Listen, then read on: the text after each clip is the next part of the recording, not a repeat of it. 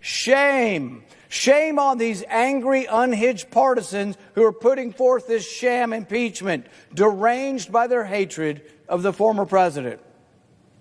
Shame on those who seek blame and revenge and who choose to pervert a constitutional process while doing so. I want this body on record, every last person here. Is this how you think politics should be? All right, guys, so big news. Rand Paul, who's a friend but a good American and someone who actually fights, which is, awesome. Someone who doesn't just take the nonsense.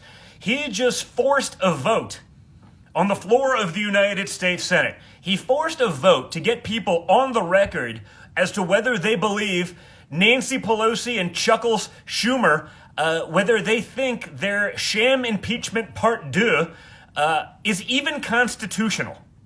A lot of people didn't want him to have that vote because, if it goes one way, you sort of end the rest of the ridiculousness, the political theater that the Democrats have been trying to push with this ridiculous impeachment. And 45 Republicans said they don't even think this thing is constitutional. 5, the usual suspects. Romney, big surprise. The weakest guy in the Senate. Might as well be a Democrat. A guy that would never push back on anything because when the media attacked him and destroyed his chances of the presidency, probably did us a lot of favors because that gave us Obama, which gave us Trump.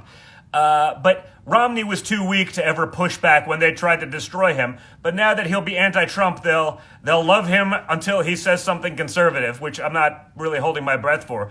Then you have the usual suspects, I guess, Collins, Sass, Toomey, who couldn't get reelected, dog catcher in his home state at this point, Murkowski.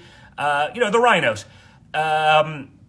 Those people said maybe it's constitutional, but that's only 5. They need 17. So we're at less than 1/3 of what they actually need to make this happen. Chief Justice isn't even going to preside over it. So you have literally a Democrat senator that hates Donald Trump. He's the one that's going to preside over this, trial. And that's what it is, guys. It's nonsense. It's literally political theater. It's political entertainment given to you by the Democrats who are trying to extract political vendettas. But now, rather than spend the next couple of weeks maybe trying to fix the economy, Donald Trump did a good job of that. They're not doing so good right now. They're killing jobs left and right.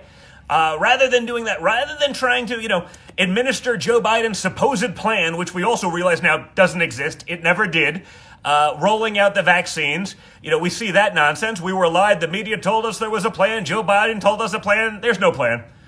Turns out there's no plan. But rather than focusing on maybe coming up with a plan to roll out the vaccinations that Donald Trump made happen, maybe now they would focus on that. But no, they're going to spend the next 2 weeks trying to exact political vendettas, wasting time on a sham trial run by a partisan hack Democrat to try to impeach the former president.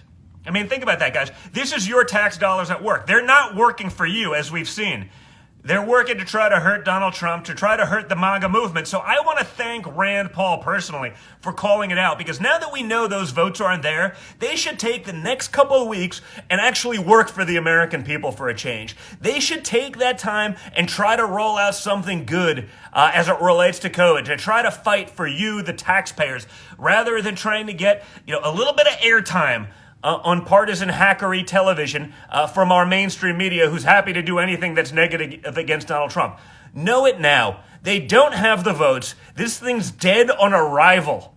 It's dead on arrival, and yet they're going to go through it, wasting your time, your money, and their resources and time that could be spent actually doing something for the American people. So Rand Paul, I want to thank you for getting this out there. And I want to point out, by the way, Joe Biden in his speech about unity, now that you know you don't have the votes, where's the unity?